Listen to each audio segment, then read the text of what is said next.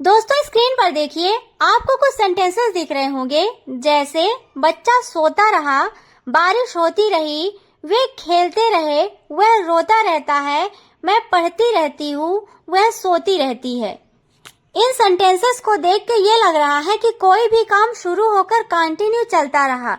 That means उस काम के अलावा कोई दूसरा काम हुआ ही नहीं।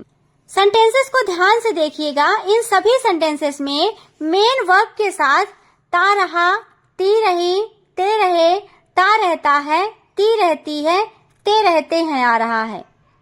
तो क्या आपको पता है इन्हें इंग्लिश में कैसे बोलते हैं? So hello everyone, welcome back to my YouTube channel. दोस्तों आज की क्लास में हम पढ़ने वाले हैं कीप ऑन और केप्ट ऑन के बारे में। क्या आपको पता है इनका यूज कब, कहाँ और कैसे करते हैं? अगर नहीं तो ये वीडियो आपके लिए ही है। वीडियो के एंड तक जरूर बने रहें, क्योंकि आज की क्लास आप सबके लिए बहुत ही इंटरेस्टिंग होने वाली है। तो चलिए क्लास को शुरू करते हैं। सबसे पहले देखते हैं कीप ऑन के बारे में। कीप ऑन का मीन्स होता है ता रहता है, ती रहती है, ते रहते हैं। दैट मीन्स अगर किसी भी हिंदी वाक्य के लास्ट में ता रहता है, ती रहती है, ते रहते हैं, ऐसा कुछ भी आता है तो हम किसका यूज करते हैं? कीप ऑन का। किसका? कीप ऑन का। अब देखते हैं इसका सेंटेंसेस में यूज कैसे करते हैं। तो सबसे पहले देखते हैं अफर्मेटिव सेंटेंस के लिए।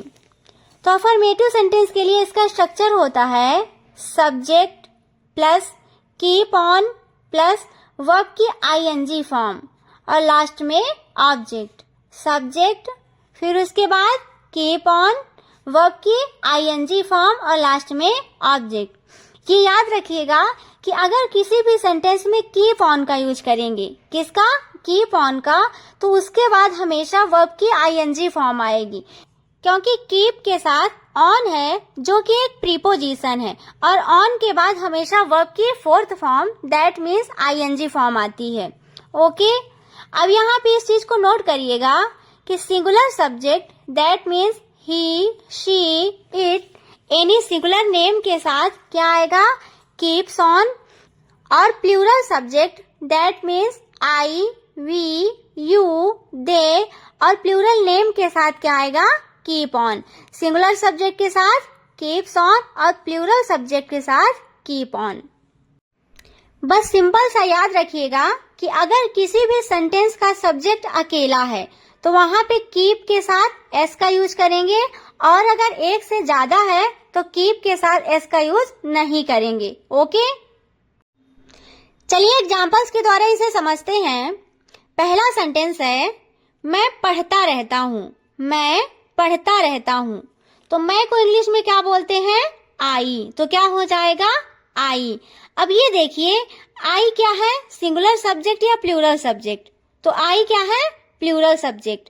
और हमने पढ़ा है कि प्लूरल सब्जेक्ट के साथ कीप के साथ एस का यूज नहीं करेंगे। तो क्या आएगा?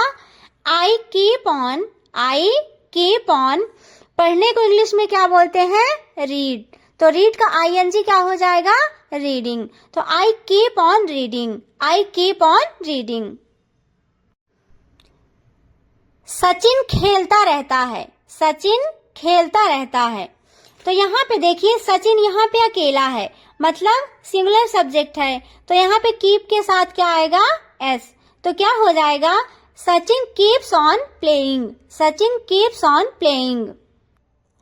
रीता बोलती रहती है। यहाँ पे रीता अकेली है तो कीप के साथ क्या आएगा? एस। तो क्या हो जाएगा? Rita keeps on speaking. Rita keeps on speaking. मैं वहां जाता रहता हूँ। मैं है तो यहाँ पे कीप के साथ एस का यूज नहीं होगा, तो क्या आएगा? I keep on going there. I keep on going there. वह नाचता रहता है। He keeps on dancing. He keeps on dancing. अब देखते हैं अगर ऐसे सेंटेंसेस का निगेटिव बनाना हो तो क्या करते हैं। तो देखिए अगर ऐसे सेंटेंसेस का निगेटिव बनाना हो तो इसका स्ट्रक्चर होता है सब्जेक्ट प्लस डू या does plus not plus keep on plus verb की आईएनजी फॉर्म। सबसे पहले सब्जेक्ट, उसके बाद डू या डज, उसके बाद नॉट, फिर कीप ऑन और लास्ट में वर्ब की ing फॉर्म। अभी इसके पहले वाली क्लास में हमने प्रेजेंट इंडेफिनिट के बारे में पढ़ा था। वहां पे हमने बताया था कि डू या डज का यूज कहाँ पे करते हैं। तो singular subject he, she, it और कोई सिंगुलर नेम के साथ डज का यूज करते हैं, और plural subject I, we, you, they और प्लूरल नेम के साथ किसका यूज करते हैं? डू का। अगर सब्जेक्ट अकेला है उसके साथ डज, और अगर एक से ज्यादा है तो डू। तो जैसे सचिन नहीं खेलता रहता है, सचिन नहीं खेलता रहता है, तो क्या हो जाएगा? Sachin does not keep on playing, Sachin does not keep on playing. Rita नहीं बोलती रहती है, Rita does not keep on speaking, Rita does not keep on speaking. मैं वहां नहीं जाता रहता हूँ, I do not keep on going there, I do not keep on going there. वह नहीं नाचता रहता है, he does not keep on dancing, he does not keep on dancing. अब देखते हैं केप्ट ऑन के बारे में। केप्ट ऑन कीप ऑन का ही पास्ट फॉर्म होता है। अगर किसी भी हिंदी सेंटेंस के लास्ट में ता रहा, ती रही, ता रहता था, ती रहती थी, ऐसा आता है, तो हम वहां पे किसका यूज करते हैं? केप्ट ऑन का। अब देखिए इसका स्ट्रक्चर होता है subject plus kept on plus verb की ing form, subject plus kept on plus verb की ing फॉर्म। यहाँ पे एक चीज नोट कर लीजिएगा, जैसा कि ये सारे सेंटेंसेस पास्ट के रहेंगे, तो सब्जेक्ट कोई भी हो, या तो सिंगुलर या तो प्लूरल, दोनों के साथ किसका यूज करना है? केप्ट ऑन का। जैसे मैं सोचता रहा, I kept on thinking, I kept on thinking. वह उसका इंतजार करती रही, she kept on waiting for him, she kept on waiting for him. बच्चा सोता रहा, baby kept on sleeping, baby kept on sleeping. वह सोता रहता था, he kept on sleeping, he kept on sleeping. वह चिल्लाती रही, she kept on shouting, she kept on shouting. वह पूरी रात रोता रहा, he kept on crying all night, he kept on crying all night. I hope आपको कीप ऑन और केप्ट ऑन में डिफरेंस समझ में आया होगा। वह खेलता रहता है, वह खेलता रहा, इसे कैसे बोलेंगे प्लीज कमेंट में बताएं। अब मिलते हैं नेक्स्ट वीडियो में नेक्स्ट कंफ्यूजन दूर करने के लिए। So thanks for watching, please like share and subscribe. Thank you.